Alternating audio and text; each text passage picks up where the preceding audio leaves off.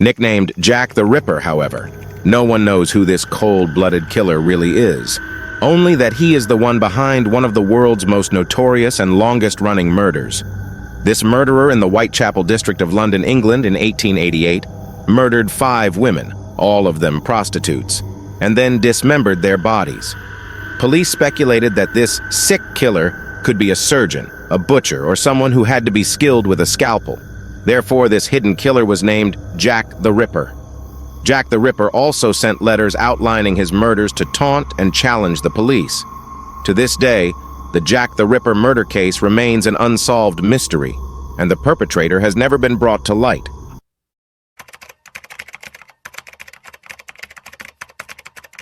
In 1978, Jeffrey Dahmer killed at the age of 18. He was not arrested until 1991 after a victim escaped and led police back to Dahmer's home in Milwaukee, Wisconsin, USA. At his home, evidence of the murderer's life of murder was uncovered through photographs of dismembered bodies and body parts scattered throughout the apartment. He even used acid to burn the victims' bodies. In total, Dahmer killed 17 people, mostly young black men. Jeffrey Dahmer was imprisoned twice, once for sexual abuse and once for murder. However, he was finally killed by a fellow inmate in 1994.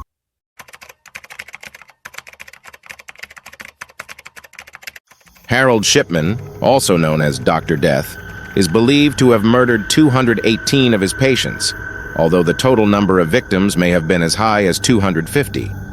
Harold Shipman was a practicing physician in London, England. From 1972 to 1998, he worked in 2 different offices and continued to kill people. He was not caught until some people began to question the death notices of patients linked to Dr. Harold Shipman.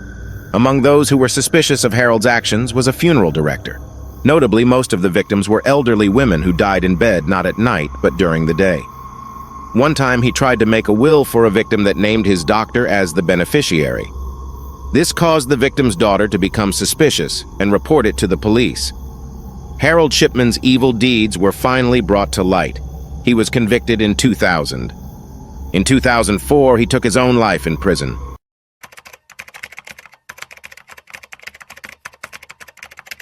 As a construction worker, John Wayne Gacy was known by his neighbors as an extrovert.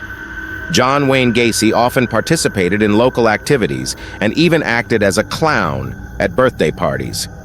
John Wayne Gacy first came under suspicion when a 15-year-old boy went missing.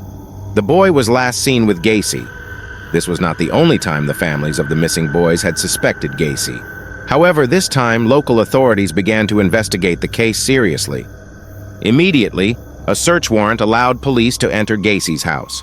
When they arrived, they discovered 30 bodies buried in the yard, which had begun to smell. John Wayne Gacy was convicted of 33 counts of murder, plus rape and torture. He was executed by lethal injection in 1994.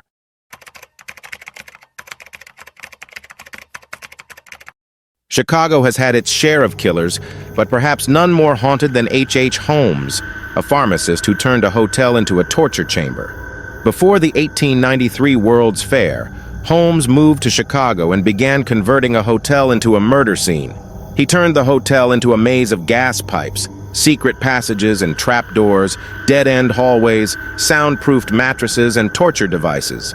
The gas line was his way of rendering his hotel guests unconscious before the next bad thing happened, usually on the operating table.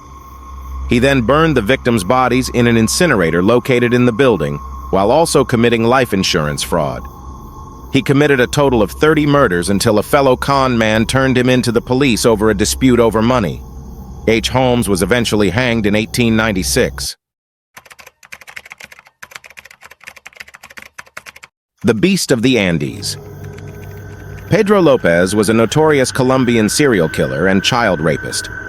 Between 1969 and 1980, Lopez murdered at least 110 people, mostly women and girls. He is considered one of the most prolific serial killers and rapists in history. Pedro Lopez was linked to more than 300 murders in his native Colombia and in Ecuador and Peru. At least a third of the victims of Pedro Lopez's murders were tribal women. After Lopez was arrested in 1980, police found the graves of more than 50 underage victims. He was later convicted of killing 110 girls in Ecuador and confessed to 240 more murders in Colombia and Peru. The Beast of the Andes, Pedro Lopez, was sentenced to 16 years in prison, the maximum sentence in Ecuador at the time. However, Pedro Lopez was released from prison 2 years early in 1994 and deported back to Colombia.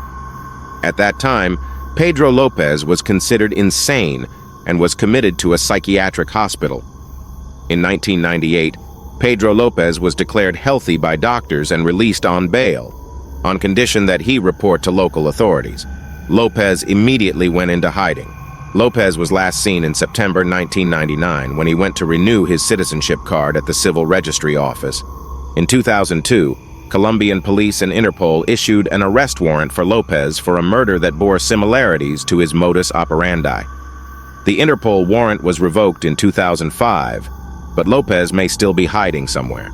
Lopez was also suspected in a murder in Tunya, Colombia in 2012.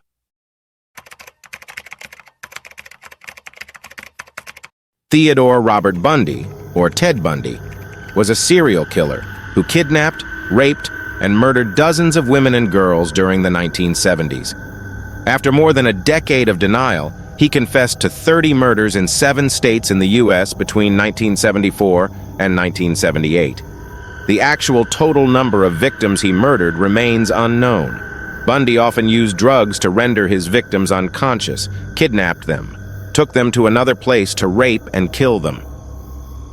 In 1975, Ted Bundy was arrested and sentenced to prison in Utah. Facing murder charges in Colorado, Bundy made 2 prison escapes and continued his crimes in Florida, including 3 murders. He was last captured in 1978 and executed on January 24, 1989.